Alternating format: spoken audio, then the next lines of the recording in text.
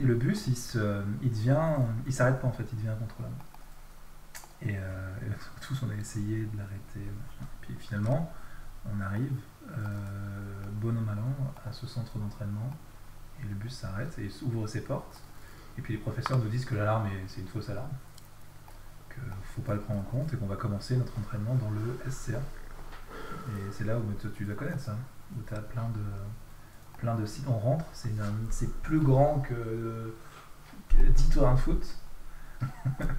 Et tu avais plein de sites différents. Tu avais au centre, tu as une fontaine, je crois. Et tu as une super photo. Ça arrive. Oui, il y a un coin où c'est de l'eau, il y a un coin où c'est des ruines d'immeubles qui sont tombés. Il n'y a pas un truc avec les éléments, genre c'est le vent. La ville, c'est le séisme. Après, voilà, on voit. T'as la boue, t'as la montagne aussi avec le froid, t'as la lave, t'as l'eau. Il y a une petite fontaine au début. Bah, rouge au fond. Exactement. Comme ceci. C'est censé représenter les catastrophes, je crois. T'as un glissement de terrain. Et c'est là qu'il y a un rideau qui s'ouvre et il y a plein de méchants qui s'invitent à la fête. En tout cas, on l'interprète comme étant des méchants. Et donc, est-ce que je m'arrête là ou je voudrais la session suivante? Alors, le début de la session suivante. Donc, normalement, nous sommes bien en enregistrement. Ah oui, on avait rencontré donc c'est bon. Le super-héros en scaphandre là. Oui, tout à fait. Qui a fait des aspirations de trou noir ou je sais pas quoi là. 13. Numéro 13. C'est ça son nom? Oui, c'était numéro 13. Bon, et n'hésitez pas à parler un petit peu plus fort parce que sinon on va pas nous entendre. Ok. Voilà, après c'est surtout pour les autres. Donc il y avait bien numéro 13, tout à fait, que tu te rappelles, donc le cosmonaute. Et il y avait un prof, c'était Monsieur Grosjean avec nous, c'est ça? Et votre professeur principal, c'est Monsieur Grosjean, ouais. Le fameux pilote de course. Alias Eraserhead. Que vous connaissez tous. C'est quoi? C'est celui qui a le pouvoir d'annuler les pouvoirs. Des haltères. Donc ça c'est Monsieur Grosjean. Et du coup, il y avait numéro 13. On dirait qu'il a des oreilles d'elfe. Ça veut dire quoi, Eraser? Pas effacé, je crois. Ouais, voilà numéro 13. Ouais. Aide la tête. T'effaces la tête. En fait, tu vas devenir amnésique. Donc je reprends le commencement de la séance. Rémi, bien sûr, tu vas connaître un petit peu. Donc la scène se présente comme telle. C'est qui, Rémi? Pardon. Lindsay. Vous vous trouvez exactement sur le piédestal, enfin pas sur le piédestal, mais sur le promontoire, au niveau du tapis un peu bordeaux et des marches un peu orangées, avec cet énorme portique qui mesure à peu près 10 mètres de haut. Et toute la classe se trouvait devant. Lorsque tout d'un coup, vous avez vu un énorme rideau apparaître au niveau de la fontaine, qui est centrale un peu à ce dôme. Ce rideau s'est développé sur plusieurs mètres, dizaines de mètres. Ce rideau a une forme qui ondule, comme si c'était de l'eau en fait, mais en mode vertical, un peu la porte des étoiles de Stargate. T'imagines, sauf que là c'est une eau noire, c'est pas une eau avec une luminosité, voilà, c'est noir.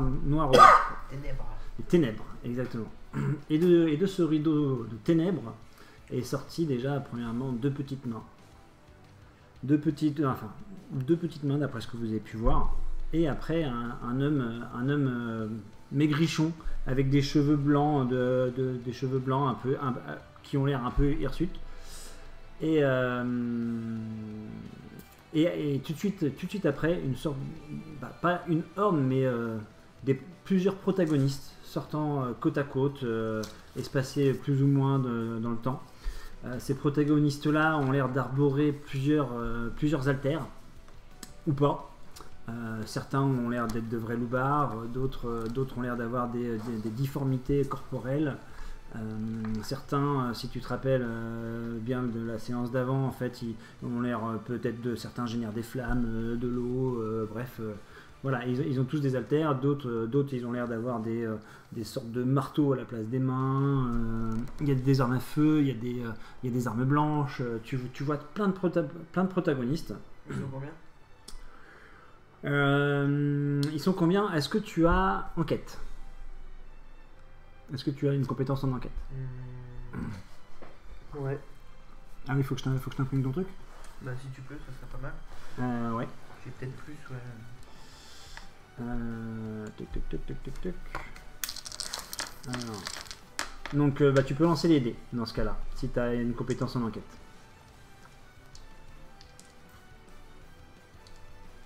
Alors, je sais pas si j'ai plus que... Donc motivation, talent et pouvoir. Oui, bah, j'ai fait les 3 déjà. Ok. Et je sais pas si niveau 2 j'ai plus que ça. Motivation. Forcément 2, parce que niveau 2... Je vais te dire. S'il va bien s'ouvrir. Et bah c'est peut-être mon pouvoir aussi. Ah voilà. En fait, tu mets à la place d'1, tu mets du 2, à la place du 2, tu mets un 3. Tout. Oui, Ah bah, tu pour mets ce là. niveau-là, c'est comme ça qu'il a été. Deux, deux. Et pareil, la motivation Bien. t'augmente 2. Ok, donc je passe à 2.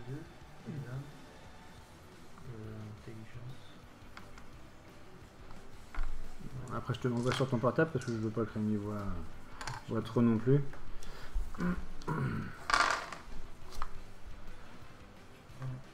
2, 3. 3 en enquête. Donc pareil, tu as un esprit très qui arrive à faire beaucoup de choses en même temps et tout en analysant certains haltères, en regardant tes camarades de classe, tu arrives à garder un compte plutôt précis du nombre de protagonistes. Donc tu as à peu près 50 protagonistes avec différents haltères, y compris donc en plus de ces 50 là, tu as le type aux cheveux blancs. Donc, qui est donc le maigrichon. Tu as une sorte d'énorme malabar, une montagne de muscles à la peau d'ébène, mais une peau d'ébène noire, hein, enfin très sombre. Et il a l'air d'avoir un crâne assez déformé, mais la distance est telle que en fait tu n'arrives pas à voir. Et merde, allez ma souris. Et aussi, du coup, le 53e protagoniste, c'est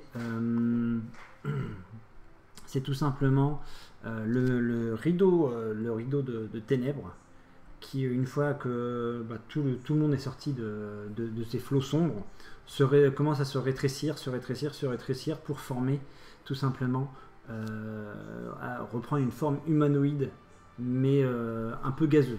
Voilà, avec une forme, tout en gardant une forme un peu gazeuse. Suite à ça, donc bien sûr toutes les troupes qui sont arrivées se dirigent, donc qui sont arrivées au niveau de la fontaine là, se dirigent clairement vers les premières marches. Donc vers le bas des marches où vous êtes au sommet, alors qu'il y en a certains qui se précipitent, certains notamment qui ont des pouvoirs d'attaque à distance, qui ont l'air de vouloir vraiment partir très très rapidement. Les méchants. Ouais. Et donc pour faire une sorte de défense à distance et permettre à tous les protagonistes d'arriver le plus vite possible à votre rencontre. Voyant cela, Eraserhead, donc votre professeur Grosjean, se précipite, descend 4 par 4 les marches, donc à partir du portique, et en fait commence à aller à la rencontre de ces intrus de l'université. Tout en criant à numéro 13, je te les confie numéro 13, prends-en soin et ramène-les. Et en même temps, tu peux voir que alors qu'il se déplace avec une vitesse folle avec ses jambes et une agilité hors du commun, tu peux voir, enfin vous voyez qu'il descend ses lunettes qui sont un peu grillagées, Donc, ce qui permet, si vous l'avez déjà vu faire à certaines occasions, surtout toi, Midoriya, quand à certaines occasions, tu sais que le professeur Grandjean t'a supprimé de temps en temps des pouvoirs. D'accord. Et de temps en temps, il avait baissé les lunettes pour éviter que vous puissiez voir son regard. Donc il baisse ses lunettes et une fois qu'il est prêt, il commence à son écharpe qu'il porte quasiment tout le temps autour du cou. En fait, il a l'air de commencer à la déployer un petit peu, c'est-à-dire de se déployer en plusieurs bandages qui ont l'air de bouger un peu suivant leur propre volonté. Et là, à ce moment-là, il arrête de courir et puis il commence plutôt à faire des bonds. Et c'est des bonds de palier en palier quasiment. Il survole complètement les marches pour jusqu'au moment du dernier palier. En fait, là, donc c'est comme si qu'il avait pris son impulsion et il fait un énorme bond. Et comme je te disais que les ennemis, enfin les intrus, arrivaient se déplacer très rapidement, notamment certains intrus, parce qu'ils avaient sûrement sûrement des haltères aussi à distance. Et tu vois déjà 3-4 intrus qui étaient pas loin du bas des marches. Eraserhead a l'air de se précipiter sur eux.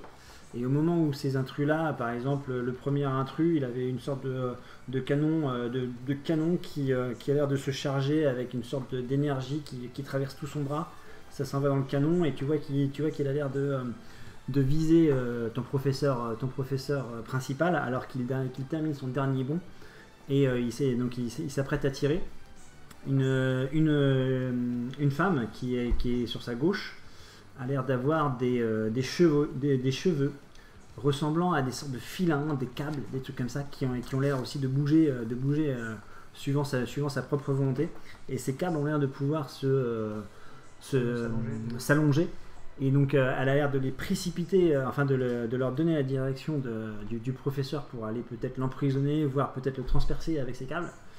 Et à la droite du type qui tient cet énorme fusil à plasma, tu vois une sorte de gros molosse qui a l'air d'avoir un masque à gaz devant lui, enfin portant un masque à gaz avec un masque à gaz customisé avec deux ouvertures, deux ouvertures rouges en fait, comme si qu'il avait des LED rouges à la place des yeux et des sortes de grosses cornes comme ça en fait.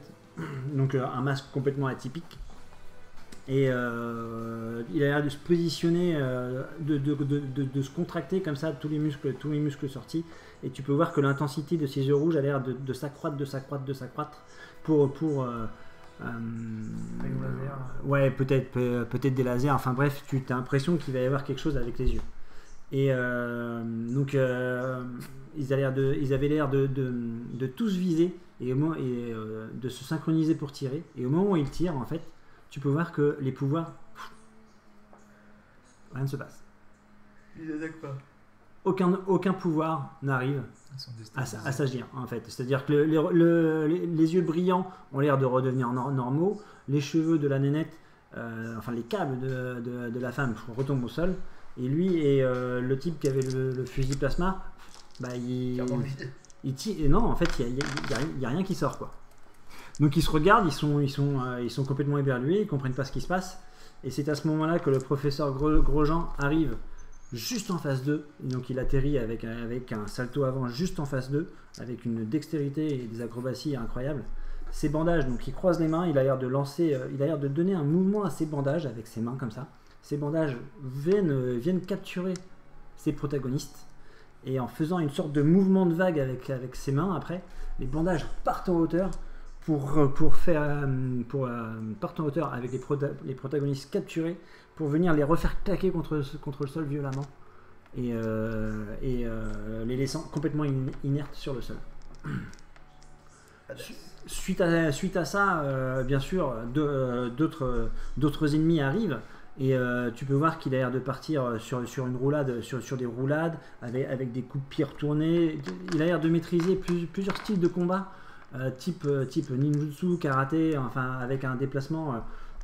Honnêtement, tu as l'impression de voir un film de ninja ou Bruce Lee en action, quoi. De loin, c'est ce que ça donne. Pendant ce temps-là, Pendant ce temps-là, vous vous trouvez toujours au niveau du portique bleu. Il se passe plusieurs choses. Alors bien sûr, toi tu analyses tout ça parce que tu es quand même extrêmement. Par contre, depuis quelques secondes, il commence vraiment à y avoir vraiment beaucoup de brouhaha dans le groupe, dans la classe, notamment Igor qui a l'air de prendre la partie numéro 13. Mais qui a l'air vraiment de vouloir prouver nos valeurs, vraiment de vouloir provoquer numéro 13 pour genre je veux y aller, et le numéro 13 lui dit non, il y a hors de question que tu y ailles avec sa voix à travers un micro de cosmonaute. Laurence, oui, et en plus c'est ça, et Igor commence à se geler d'un côté parce qu'il est extrêmement énervé de ne pas pouvoir agir. Laurent a l'air d'essayer de donner un peu plus de verbe un petit peu aux actions d'Igor et de négocier plus fermement, plus diplomatiquement, on va dire, avec numéro 13, mais numéro 13 ne cède pas, à tel point que numéro 13 vous ordonne de reculer. Tous tes autres camarades de classe ne savent pas trop quoi faire, ils se regardent. Les autres fortes têtes, bien sûr, il y a ouais, c'est pas comme ça, c'est il y a Dolova qui reste planté et figé. Il y a Jonas, bien sûr, Jonas qui tu vois des micro-explosions qui ont l'air qui commencent à crépiter, et puis qui commence à venir aider Igor dans sa conversation avec numéro 13. Lindsay, toi, pendant ce temps-là, qu'est-ce que tu faisais Silencieuse, j'essaye de percer l'esprit du personnage costaud et solide, mais je rentre dans son vide intersidéral et je n'arrive pas à prendre son contrôle. D'accord. D'ailleurs, par rapport à ça, je vais rajouter un tout petit truc après. Et tu vois et Nicolas, c'est pareil, tu vois Dolova aussi qui a l'air d'être donc un peu comme ça, la main sur la tempe, et concentré avec un regard fixe sur là où se positionner, là où les trois derniers protagonistes ont l'air de rester, donc le rachitique, la masse colossale et le mec en forme gazeuse. Donc tu vois qu'il a l'air d'être concentré par là, tu sais pas ce qu'il fait. Mais bon, voilà, elle a l'air d'avoir une position, et à tel point que de temps en temps, tu vois, elle cligne un peu des yeux, des trucs comme ça. Lindsay, comme je te disais, oui, tu sondes l'esprit de cette bête colossale, ou de cet homme colossal, plutôt. Tu essayes de le dompter. Le gros balèze qui fait partie des trois. Ouais. Et il aurait pu en fait, petit coup sympa. Tu sens tu n'arrives pas à prendre possession parce que tu ne sens pas d'esprit. Ouais, voilà, tu ne sens pas. Non, il n'y a pas d'intelligence à proprement parler, et il y a encore moins d'esprit. En fait, tu n'arrives pas à prendre vraiment possession de quelque chose. Par contre, c'est comme si tu rentrais un petit peu dans l'être de. Tu vois qu'il y a une enveloppe charnelle. Enfin, tu sens quand même qu'il y a une enveloppe charnelle. Tu sens que tu rentres un petit peu dans cette enveloppe charnelle. Et dans cette enveloppe charnelle là, tu sens une puissance monumentale. Vraiment exceptionnelle. Tu te dis, t'es déjà rentré dans d'autres individus, tu vois, des humains. Moi, jamais. Des humains, t'as déjà sondé, t'as déjà pris possession quelques fois de Laurent. Laurent, c'est un grain de sable, tu vois. Voilà. Faut que tu peux te représenter ça peut-être comme une lumière. Voilà, Laurent, ça serait plutôt une petite étincelle, ou voire peut-être une bougie, allez, mettons. Lui, c'est un spot que tu te prends en pleine tronche, quoi. Pas le soleil, quand même. Non, pas le soleil. Ouais. Ça, c'est All Might. On le laissera All Might, ça. Pendant qu'ils font tout ça, donc ils ont tous eu une action. Qu'est-ce que tu voudrais faire, Midoriya? Est-ce que je peux pas essayer de voir s'ils ont une stratégie? Vu que j'analyse bien, voir qui va où, Okay. s'ils vont nous attaquer, Fais-moi un c'est jet. quoi leur but, s'ils veulent détruire le bâtiment, Fais-moi un jet de. Enquête aussi, non? Enquête ou stratégie? Tu peux prendre l'un ou l'autre. Stratégie. Ok. Vas-y. Faut que je te l'envoie, Nico? Non, c'est bon, je l'ai retrouvé. Tu l'as retrouvé? Cool. Un du plus ou un succès? 1,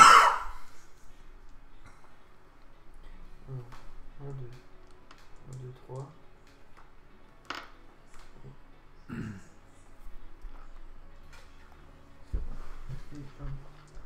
Donc là j'ai un succès automatique.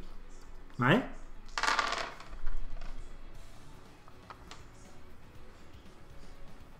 Terrible. 3. 3 réussites. Ok.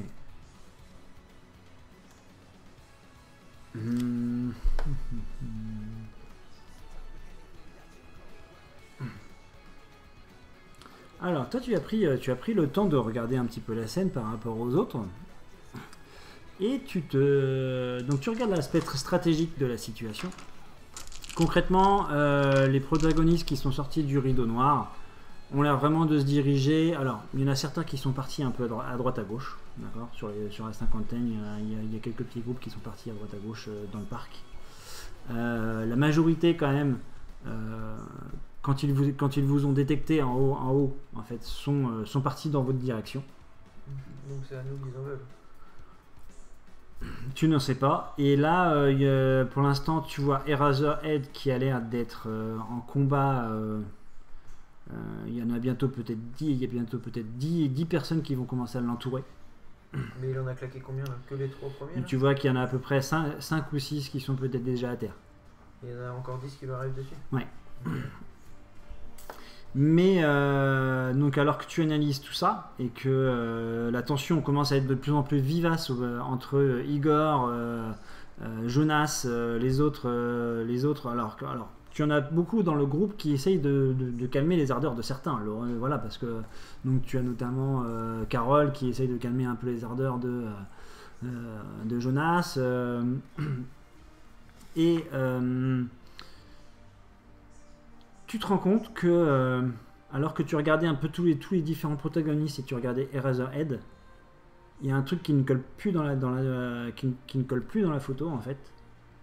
Tu peux voir que le mec qui est en forme gazeuse n'apparaît plus à côté des deux autres. Il a disparu? Ouais. Et c'est à ce moment-là qu'il apparaît devant nous. Que vous entendiez des cris derrière vous. Alors, normalement, j'ai les unités des autres. Tu vas nous passer en revue ce qu'ils ont fait, tour par tour, et on va interagir avec leur action ou pas? Ah, c'est pas... Surprise. Surprise.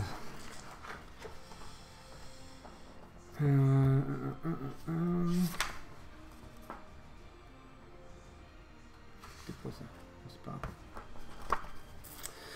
toi, c'était à ce moment-là que Rémi, tu nous avais quitté, je crois. Oui. Et donc, vous allez faire une unité. Donc, pour représenter l'initiative, vous allez considérer qu'en fait, que vous êtes tous les deux côte à côte. D'accord. Et vous formez un groupe. Tous les deux. On a une unité pour deux? Voilà. On a géré en même temps? Exactement.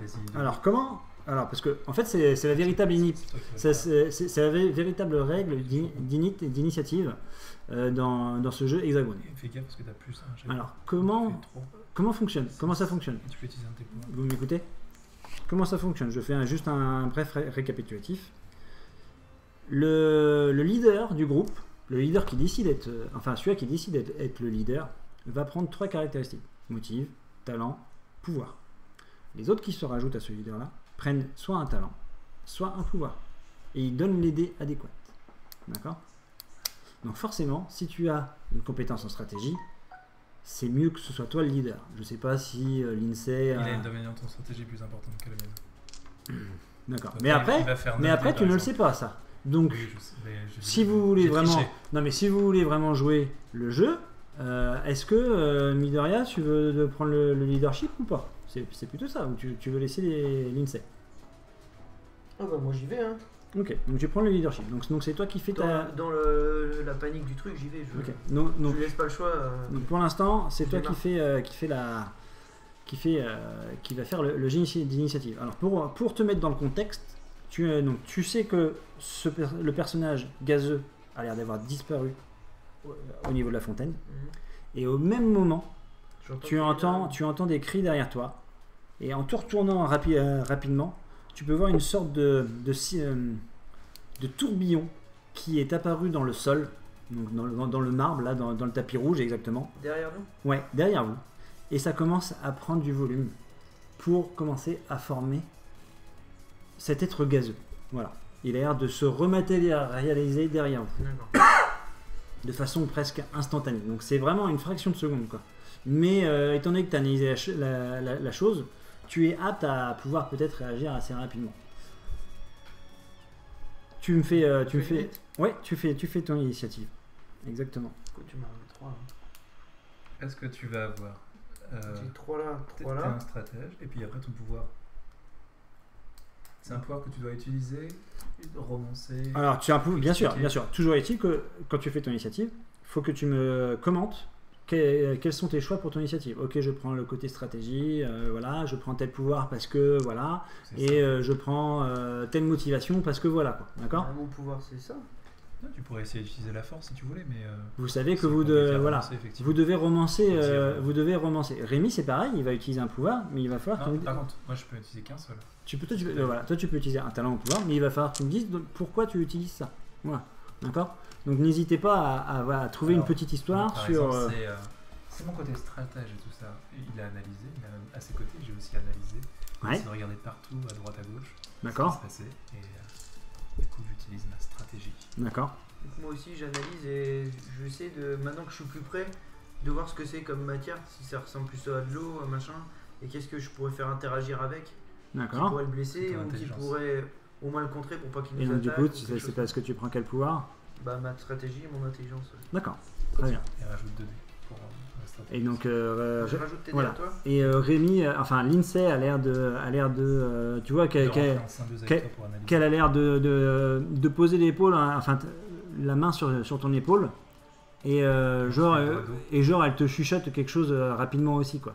D'accord. Voilà. J'en ai rajouté un parce que j'ai un dé automatique. Non, ça tu rajoutes pas. Quoi? Bah si, ça dépend. Soit tu le prends en tant que succès automatique. Ça c'est un succès automatique. Non, bah c'est soit un succès automatique, soit un dé supplémentaire. Vas-y, comme tu veux. Ouais, mais après c'est juste que de faire un 6. Ouais. Allez, je le prends pas, j'ai un succès déjà. Et donc tu gardes que les inférieurs à 3. 8. Les 3 ils comptent? Oui. 9. Bon, c'est pas mal. Attends, j'ai compté comment là? Non, tu comptes les réussites. 4, 5, 6, 7, 8. 8 succès. Ouais. Plus 1 automatique, c'est ça? Non, il l'a compté dedans. Il l'a compté, 8. Compté dedans. Alors, donc vous avez donc 8. Comment vous répartissez ce chiffre 8 tout en sachant que vous commencez déjà avec 1. C'est ça. Comment tu répartis 8? Est-ce que tu donnes 4 et 4? Est-ce que tu prends plus ou pas? On va commencer par 4 et 4. D'accord. Donc ça vous fait 5 et 5. D'accord. Donc ça vous fait une unité de 5 chacun. Suite à ça, maintenant qu'on a déterminé ça, Nicolas, est-ce que tu veux scinder ton initiative ou pas? Des coups. Des coups. Mais de rien. C'est ça que j'ai pas trop compris. Alors moi je vais faire 4 et 1. Toi tu fais 4 et 1. Ok. Alors. En fait, le premier à jouer, c'est celui qui fait le plus haut score. Ouais. Et après, le tour se passe et tu peux décider de scinder, mais tu peux pas avoir la même valeur. C'est-à-dire que là, avec 5, tu vas pouvoir faire 4 et 1, 2 et 3, ou 5. Ouais, je vais faire 4 et 1 aussi. Tu fais 4 et 1 aussi? D'accord. Ok.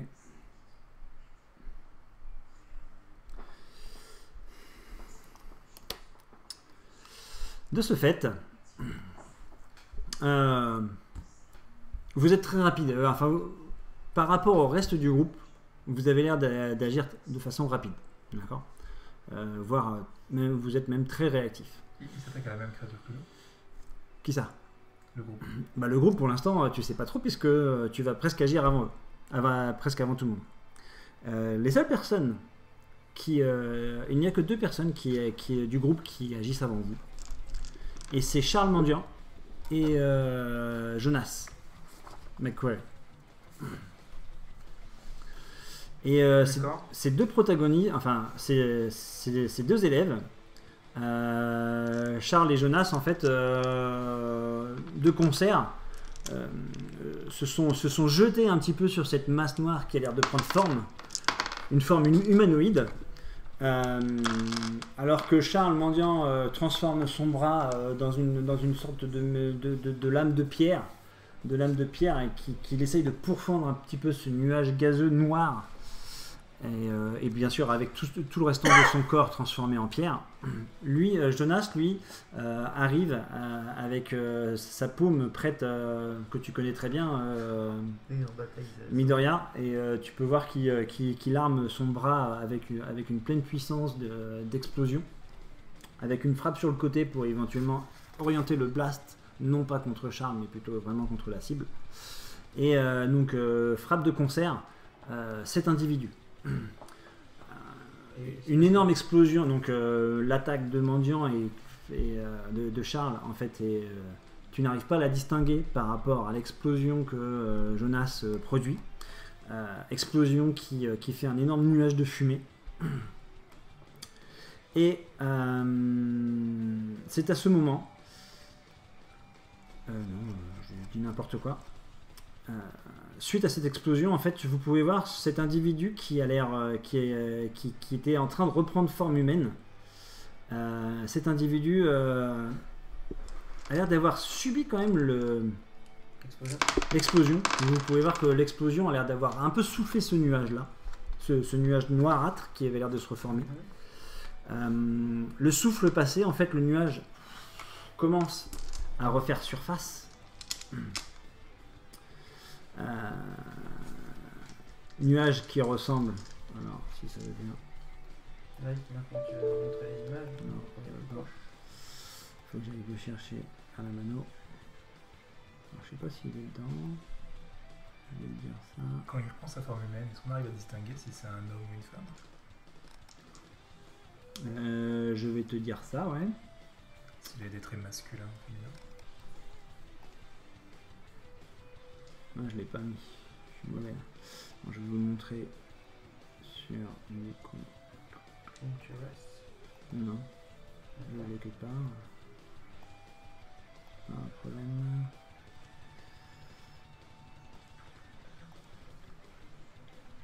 Touk touk touk. Voilà. C'est ça. Donc voici un petit peu ce personnage. Et donc le souffle passé, comme je disais, en fait, il commence à reprendre forme, donc avec cette forme bien caractéristique où le nuage a l'air de correspondre un petit peu avec des cheveux longs complètement en arrière, des yeux jaunes extrêmement déformés qui ont l'air de se terminer par des petits éclairs jaunes sur les côtés.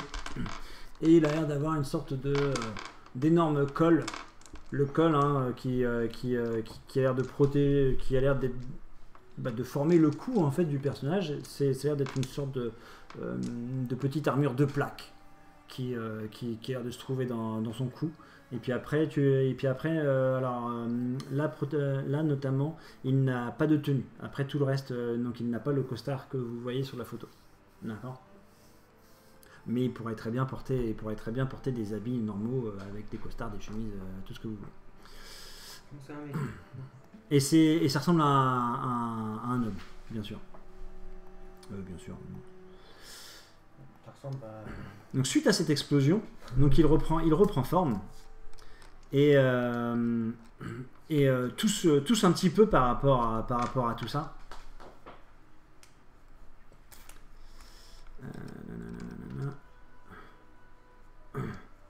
Et vous entendez une voix sortir comme si qu'elle venait du fond d'une caverne. Tu vois, t'as l'impression d'avoir une distance énorme dans cette voix. C'est une voix qui n'est pas spécialement grave, c'est plutôt la distance qui fait un son vraiment bizarre avec cette voix. Et donc ça provoque une voix un peu caverneuse. Vous n'irez pas plus loin. Nous sommes la main des 8. Considérez-nous comme des filins, si vous le souhaitez. Mais je suis au regret de vous annoncer que notre visite à l'université d'Artémis a pour but de mettre fin au jour d'All-Might. Votre fameux symbole de paix. D'ailleurs, son absence ici nous montre bien que ce personnage ne le mérite pas. Mais bon, nous n'aurons pas fait le déplacement pour rien. Au moins, nous lui laisserons un chant d'élèves ensanglantés. Et là, en fait, vous avez juste au moment où vous allez réagir, il réagit une fraction de seconde plutôt que vous, malheureusement. Et Il réagit avant nous. ouais, en tendant les fameux bras, ce qui ressemble à des bras en fait, vous voyez que ces bras ont l'air de venir faire tout le périmètre du groupe de la classe. Son corps a l'air complètement de se détendre et c'est comme si en fait que toute une sphère noire commence à encercler le groupe. Toute la classe. Numéro 13 compris. Et alors par contre Baku, pas Baku mais Jonas et Charles Mendiant, vous ne les voyez plus. Vous ne savez pas s'ils sont dans la sphère et ainsi de suite. Ils étaient loin de nous, ça. Ils ont juste en sautant, ils étaient peut-être à 3 mètres en avant du groupe. Donc on ne voit pas à 3 mètres. Vous savez pas exactement. Ouais, tu ne vois pas ce qui peut éventuellement. Est-ce que ce nuage, ils ont l'air d'être derrière cette sphère là, mais en tout cas ils sont pas à l'intérieur de la sphère. Et on n'entend pas d'explosion de. Tu n'entends pas de réaction. Ça s'est fait quasiment simultanément. Tu vois, ils viennent se prendre l'explosion. Voilà, il prend. C'est juste la parole rapidement et il agit. Et une fois que cette sphère est mise en place, vous voyez des sortes de petits faisceaux noirs qui ont l'air de fuser partout dans cette sphère. C'est-à-dire de quadriller partout. Donc au début, vous ne savez pas ce qui se passe. Et au fur et à mesure que les faisceaux noirs touchent les gens disparaissent. Igor qui était en train de gueuler auprès de numéro 13. Mais vas-y. Disparaît. Ouais. Laurent qui fait mec. Et Et au moment où vous allez agir, vous faites quoi? Et du coup, les faisceaux à chaque fois on a vu sur quels endroits ça touchait ou pas? Ça a l'air d'être complètement hérétique le tir. Ça peut sortir du dôme, ça peut être tout droit, ça peut être Alors, moi il y a une partie de mon corps, ma tête et mon torse qui commence à onduler et avoir une apparence un peu étrange. Ok. Tu l'as pris ça du coup? Je croyais que tu le prenais pas. Si. D'accord. Ok. Et donc Nicolas, toi Midoriya, tu fais quoi à ce moment-là? Moi j'utilise mon réflexe et je me barre pour éviter de me faire toucher par le truc. Et donc au moment où l'INSEE, tu as l'air de te déphaser, on va dire, une sorte peut-être de, je sais pas, enfin bref, il y a de se passer quelque chose. T'as pas le temps de terminer ton truc, tu te prends le faisceau. Et là t'as un voile noir. Midoriya c'est pareil, au moment où tu... Oh putain. Et là tu te prends et vous sentez une fraîcheur immédiate, une paralysie très très très rapide. Et une fraîcheur, une paralysie correspondant à cette fraîcheur et simultanément une énorme envie de vomir. C'est sympa. Ouais, une énorme envie de vomir. Il fait noir, enfin du moins vous savez pas si vous avez les paupières ouvertes ou pas. On n'entend rien. On voit n'entend pas rien. nos... Tout d'un coup, oui, alors au moment où vous sentez cette fraîcheur, vous n'entendez plus rien. Mais un silence dehors. Rien. Oui. Le néant. Les ténèbres quoi. Le néant. Plus rien. Le bruit des élèves, les trucs comme ça, plus rien. Et le numéro 13, pareil, il est passé. Tu sais pas. Et soudain, une lumière. Comment ça vous... il s'est peut-être passé 2 secondes, 3 secondes. C'est rien, mais ça vous a pas paru peut-être une éternité, quoi. Et une lumière aveuglante vous arrive. Rémi, t'es encore en train d'essayer de déphaser. Donc, Lindsay, ou je sais pas, tu me raconteras. Toi, t'es encore en train d'essayer d'esquiver tout ce que tu peux. Donc, t'es encore dans ton mouvement en fait de réflexe. Et vous vous rendez compte que vous êtes en l'air, à 20 mètres au-dessus du sol, au-dessus du lac, ici, Rémi, et vous êtes en chute libre de 20 mètres. Qu'est-ce que vous faites? Vite, tac au tac. Qu'est-ce qu'on a autour de nous? Alors tu profites de la descente pour regarder ce qu'il y a autour de toi ou pas? Alors à 20 mètres, j'en profite pour mettre mes mains en avant et préparer un plongeon pour un atterrissage dans l'eau impeccable. Test de sport. Sans une goutte. Toi, tu fais quoi? Et ben moi je vais tenter de donner un léger coup de poing pour essayer de me donner une onde de choc qui va ralentir ma chute avant d'arriver dans l'eau. Un mini Delaware Smash, tu vois, un truc en utilisant ma force quoi. Pour que ça me propulse pouf et que je tombe dans l'eau sans m'écraser. À 20 mètres quand même, si tu te foires. Alors attends, je regarde parce que du coup c'est tellement précis comme truc qu'il va falloir que tu fasses appel à une compétence bien précise, je pense. Est-ce que ça compte comme notre tour de jeu là? De l'action? Oui. C'est le tour 4, donc en fait Oui. on peut dépenser de l'énergie. Du coup là. Non, c'est on n'est pas dans un combat, donc il n'y a pas d'énergie, je te le dirai quand même. Je suis pas très fort en Je sport. maîtrise un peu mieux mon truc moi. Attends. Je regarde juste ce pourquoi je regarde. Je vais chercher. C'est pas vraiment ça. Ici je fais.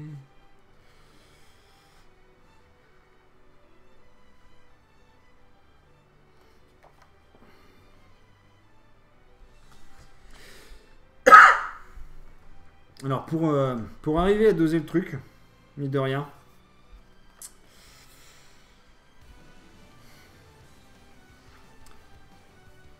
Ça va faire appel à ton talent science. Parce qu'il faut que tu arrives à faire à doser correctement la chose. Donc je sais pas si tu as... Oui, alors pardon. Je suis pas très fort en sport. Moi j'ai plutôt l'élégance ou le côté mental. Je suis pas sûr que ça puisse m'aider beaucoup. Du coup tu te transformes. Donc du coup tu étais en position plongeon. Par contre, moi ce qui peut m'aider c'est justement d'avoir essayé de déphaser avant. Tu étais en position plongeon, mais tu vois que la tête ne part pas en avant. Ce qui fait que tu te mets en position boule et tu te pinces le nez. Tu fais une bombe. Et donc tu continues, alors je sais pas, oui tu peux explique-moi ce qui se passe alors avec ton corps, si tu veux continuer ton pouvoir, oui tu veux. En fait l'eau elle va pénétrer à travers une partie simplement.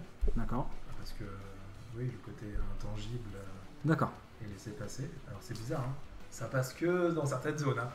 Okay. Donc tu deviens... Et puis après j'essaye de... okay. Les bras eux ils fonctionnent bien, ils sont capables de pousser. T'es à quel niveau en intangibilité? 2. 2.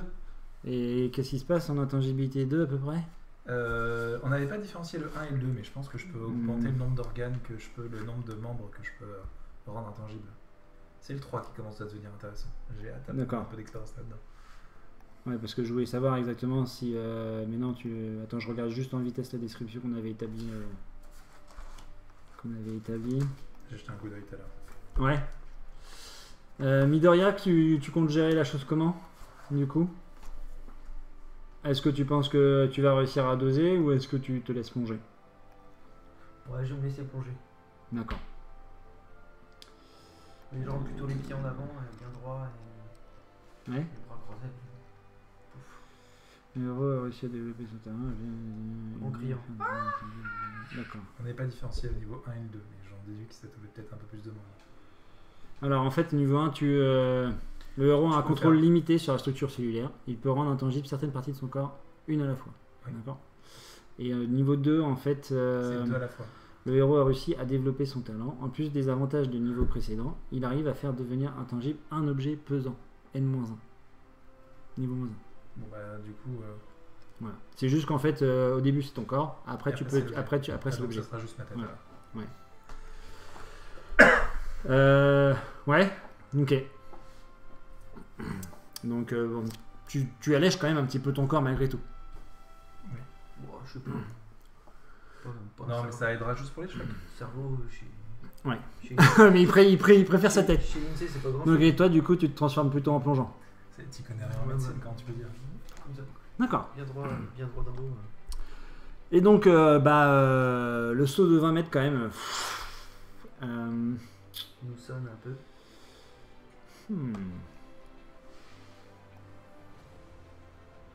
Alors, à part ton intangibilité, tu as aucun truc de défense? En pouvoir de défense, non? Rémi, des pouvoirs. Non, je regardais, mais non. Nico, t'as des pouvoirs de défense ou de constitution? Sur ton niveau 2, pas sur cette feuille-là. Oui, c'est vrai. Ouais, te trompe pas. Je crois que tu dois en avoir. Ouais, constitution, ouais. T'as combien? J'ai 1. D'accord. Et moi j'ai 2 du coup en intangibilité. Ah ouais, j'ai récupéré ça, donc c'est quand même super balèze. Du coup... Ouais, on va faire ça. En fait, vous réceptionnez comme vous pouvez, donc vous chutez de 20 mètres. L'impact fait mal quand même. Faut pas se leurrer, même si vous n'êtes pas habitué, vous n'êtes pas des plongeurs professionnels. Hein, je suis désolé. Ah, désolé, c'est vous, le cas. vous le sentez très très fort. Vous aurez 2 dés d'énergie en moins. Enfin, 2 énergies en moins. Dès le premier round. Et on peut pas essayer de se défendre, voir. Non, dès le premier round. Et ça, en fait, c'est que temporaire. Ensuite, le deuxième round, vous n'en aurez plus qu'un. Juste le temps qu'on est sonné. Voilà, quoi. donc pendant 2 rounds, en fait, vous aurez un des. Enfin, voilà, 2, 1, et puis après, vous retournez à la normale. Voilà, c'est sonner, la petite douleur, le petit. Voilà. Logique. C'est pas vraiment des dégâts, mais c'est vraiment pour l'impact, quoi. Il y a 20 mètres, quoi. Ouais. C'est pas rien. Donc, Est-ce que pendant qu'on tombe, on voit faites-moi un jet d'enquête. nos autres copains Faites-moi un jet d'enquête pendant que vous tombez. Alors, juste un round comme ça, tu avais dit que ça durait combien de temps? C'est 6 secondes. Tu peux regarder sur ton tableau, c'est Là, niveau on 0, pourra c'est pareil. si c'est jusqu'à 8 minutes, puisque c'est 2 niveaux. Ton intangibilité? Ouais. Ouais, Ou alors sinon, je d'accord. peux dire quoi? J'utilise un niveau et je pourrais me défendre de 1. Et ça dure que 6 secondes. J'ai pas compris ce que tu me disais. 2 niveaux, tu vas Oui. consommer du coup. Oui. Si je consomme plus de niveaux pour le temps, j'ai plus rien pour me défendre en fait. Bah en fait la défense tu l'as. Est-ce que tu l'as maintenant dorénavant? Non, pas vraiment en fait. Au niveau 2 tu l'as pas encore. Je pense que ce serait plutôt à ton niveau 3 Non, ou. après moi je pensais qu'on allait jouer un dé pour savoir si ça touche l'organe. Bah de toute façon t'as fait la tête donc. Ah non. Non, bah non.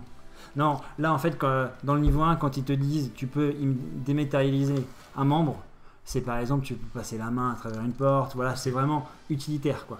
C'est pas, ça n'a pas encore d'aspect de défense. C'est vraiment au niveau 3 que tu commences à prendre l'ampleur de ton pouvoir, ce qui est normal. Okay. Après, dès le niveau 1, ça reste quand même super puissant. Hein. Tu peux potentiellement traverser 2 murs, tu peux potentiellement... Enfin, ouais. Juste avec la tête. Moi j'ai fait 5 en enquête 5 en enquête? pendant que je chute. Ah ouais. Rémi, est-ce que tu as des compétences en enquête ou pas? C'est pareil, visiblement l'enquête ça fait pas partie de mes prédispositions. D'accord. Alors Rémi, Même, alors le côté stratège par même contre, sans mais, enquête, même sans enquête, écoute, donc en chutant, on est tu dans vois, la merde. tu vois donc le lac, le bord du lac avec une plage et la montagne qui est derrière, la montagne qui a l'air de la couvrir derrière, d'accord, qui a l'air de la couronner, on va dire. Et en plein milieu de ce lac, un yacht, mais un énorme yacht. Je sais pas, il fait peut-être 30 mètres. Quoi. Ça le luxe j'aime bien. Et là où vous allez chuter à peu près, allez, je dirais à 20 mètres. 20 mètres du yacht. Et combien du rivage? Hein? Le yacht il est en plein milieu du lac. Et le lac c'est un terrain de football. Ah oui, facile. S'il y avait 500 mètres pour aller jusqu'à la fontaine, t'imagines l'image, c'est voire même peut-être un peu plus grand, je sais pas.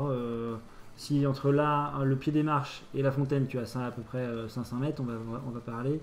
Ouais, ça fait entre 100 et 200 peut-être de diamètre. Donc ça veut dire qu'en fait, une fois qu'on est sauté dans l'eau, on est allé et on est remonté pour essayer de prendre notre souffle, on regarde autour, je suis toujours à côté de lui de rien. Alors, donc toi, c'est ce que tu vois. Okay. Est-ce que je suis à côté de Ça, c'est ce que tu vois pendant que tu chutes. D'accord. Toi, tu fais ton enquête aussi pendant que tu chutes. Je regarde si Pareil, la montagne, le lac. Tu vois le yacht. Et tu vois une troisième personne qui chute avec nous. Qui est un peu plus loin, par contre. Et c'est Valérie. Valérie Bacher. C'est pas la copine de Igor? Alias Froppy.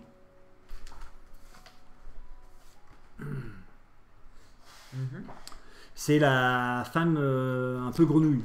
Je sais pas si vous vous rappelez. D'accord. Et donc, pendant que tu chutes, donc tu la vois, elle te tourne un petit peu le dos. Et à un moment, en fait, tu as la tête qui se tourne vers toi comme ça. Et puis tu as la langue. Puis elle fait. Et elle, par contre, tu vois qu'elle est super agile. Tu vois qu'elle fait une pirouette et elle se met à plonger. Et donc elle tombe la première. Pas une goutte. Et là, t'as les deux pierres. Et là, du coup, la surface est plus du tout laiteuse. Donc la surface est pas du tout laiteuse. Ce que tu remarques aussi, au tout dernier instant, avant de te dire que bon bah là voilà, ça va percuter, tu prends tes respirations. Et là, au dernier moment, tu vois des mouvements dans l'eau. Tu vois plusieurs mouvements dans l'eau. Donc en surface. Et peut-être un peu sous l'eau. Et là, donc vous percutez l'eau, vous vous enfoncez dans l'eau, ça vous coupe le souffle, bien sûr. Vous êtes à la limite, mais bon, vu l'entraînement que vous avez subi pendant 1 an, maintenant vous commencez à acquérir quand même un côté un peu plus sportif. C'est pour ça que vous ne subissez pas de dommages, vous sentez juste que vous avez un petit peu sonné. Vous me lancez un des 6 chacun, s'il vous plaît. J'aime pas le résultat. 1, 2. D'accord. Ça veut rien dire. Ça veut rien dire. Vous ne savez pas pourquoi. Vu que tu t'es marré direct, ça sent pas très bon. Disons qu'il a dû faire des événements. Si c'était des bons événements, là on est tombé dans ceux qui sont gratinés. Nico, donc tu plonges comme ça.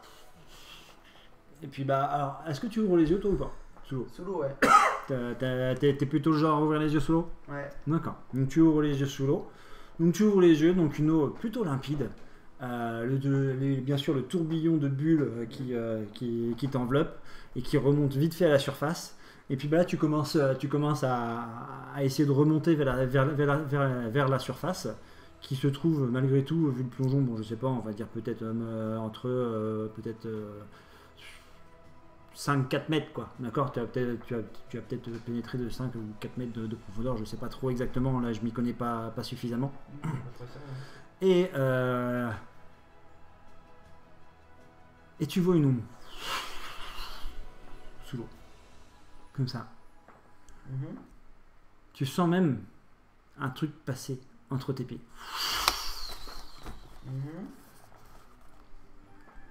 Rémi, tu plonges aussi. Moi, les bêtes concluantes, tout ça, j'aime Bon, pas toi, ça. par contre, t'es plus à 6 mètres. Non, je déconne. Je suis plus légère Non. que le loup. Tu es plus légère, par contre. Par contre, tu es plus légère, Oui, il est pas- peut-être, il est pas voilà. loin non plus. Allez, on va dire plutôt 3 mètres de profondeur. Tu ouvres les yeux, toi, sous l'eau ou pas? Ou t'es pas trop à l'aise dans l'eau? Vu ma capacité en sport, je suis pas forcément à l'aise et je suis pressé d'aller à la surface. Tu as- Donc en fait, mon premier réflexe, c'est pas d'ouvrir les yeux, c'est Ouais. de lever les bras et d'essayer de monter. Après, si les yeux ils sont ouverts, c'est un hasard quoi. D'accord. Ok. Bon, tu essayes de monter. Et Alors, si moi aussi je sens des petits bébêtes, je suis motivé hein, tout d'un coup pour aller plus vite. Et alors Rémi, toi tu vas entendre même presque une sorte de petit dans l'eau, des trucs comme ça, des petits bruits, genre une onde, une sorte d'onde sous l'eau. T'as pas de sonar, t'as rien. Pourtant t'entends.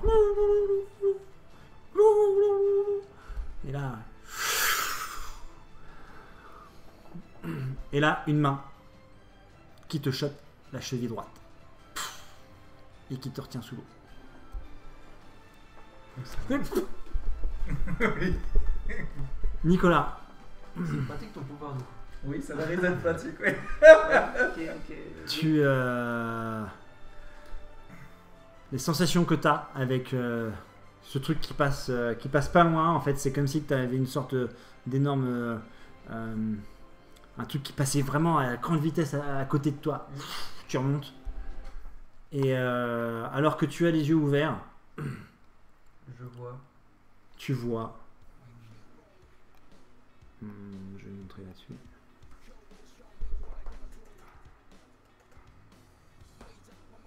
Tu vois un truc.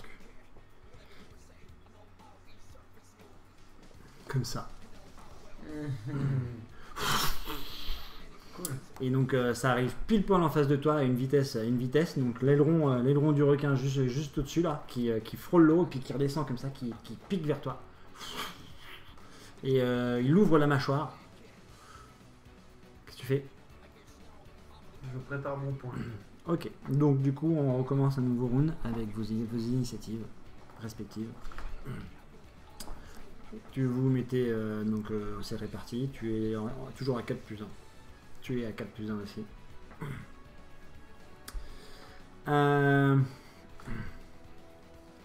Tu prépares ton point. Ok. Alors, attends, je vais reprendre ma petite feuille. Voilà. Est-ce qu'on a pu voir à quelle distance on était l'un de l'autre? Ou ça se passe vraiment à deux? Toi, tu es vraiment dans On peut pas l'urgence, interagir. tu ne vois pas, non? Moi je vois. Tu es concentré sur ce qui t'arrive dessus. Donc tu vois une sorte de tourbillon. On est tombé en même temps, on a bien vu quand même à quelle distance on était l'un de l'autre. Hein. Non, parce qu'il y avait vraiment tous les tourbillons de bulles et tout ça. Et après, en fait... Avant, quand on chutait des 20 mètres, on s'est pas vu. Ah oui, par rapport... ouais, vous êtes... On se dit qu'on n'est pas loin, quoi. vous êtes... ouais, à une dizaine de mètres Ouais, quand même. l'un de l'autre, même pas. Un peu moins d'une dizaine de mètres. D'accord. Tu prépares ton point et... tu prépares ton point. Comment on s'est Rémi, chargé, là. Alors, bizarrement, la créature... enfin, du coup, je jette un regard vers elle. d'accord. Est-ce que je vois si elle est... à quoi elle ressemble, ça, du coup? Et c'est très, forcément, je vais te le demander. Ah, bon. Et c'est quoi? Et c'est très masculin ou féminin, Ah. je vais te le demander, forcément. Alors, ça ressemble. Donc, tu vois qu'elle est... c'est une fille. Ça a l'air d'être une fille. Deux gros yeux comme ça. Tu vois ce visage-là. Ça arrive. Tu vois ça. En face de toi. Ça va. Enfin, pas en face de toi. En fait, elle te tient le pied et tu vois qu'elle est... voilà. C'est pas Valérie, non? Aussi. C'est Valérie Bachère. Ouais. Et elle me retient sous l'eau. Non, elle te retient pas. C'est juste que en fait, elle te prend et tu peux voir en fait que tu t'es pas spécialement rendu compte, mais elle est en train de nager sous l'eau avec toi à une vitesse folle et se dirige vers le yacht et vous êtes quasiment au niveau de la coque et c'est à ce moment-là Donc elle m'aide. qu'elle te lâche. C'est à ce moment-là qu'elle te lâche. est-ce Et que je tu vois- peux voir que elle d'un seul bond elle sort de l'eau puis tu la vois plus. D'accord. Et est-ce que je vois du coup la scène, ce qui se passe Non. à côté? On est sous l'eau. Ah, donc moi je vais juste essayer de sortir. Elle m'a aidé à sortir de l'eau. Nicolas. Midoriya plutôt. Donc tu as une initiative de 4. Vas-y. C'est toi qui agis en premier.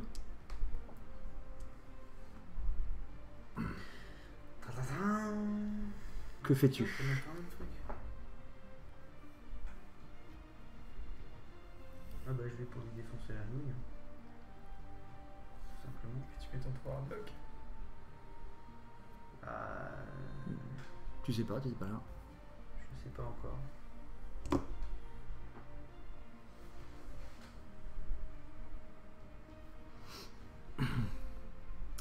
Donc, l'INSEE, alors que Valérie est sortie de l'eau et est sûrement sur le bateau, tu vois une langue, alors que tu es en surface de l'eau maintenant, Donc c'est pas elle. tu es en train de reprendre ta respiration parce que tu étais quand même un peu à bout de souffle. et tu vois la langue qui sort de la bouche de Valérie, qui s'enroule autour de toi et qui te ramène sur le pont du bateau. Et donc ça c'est mon round Voilà, ça c'est ce qui se passe dans le round quasiment.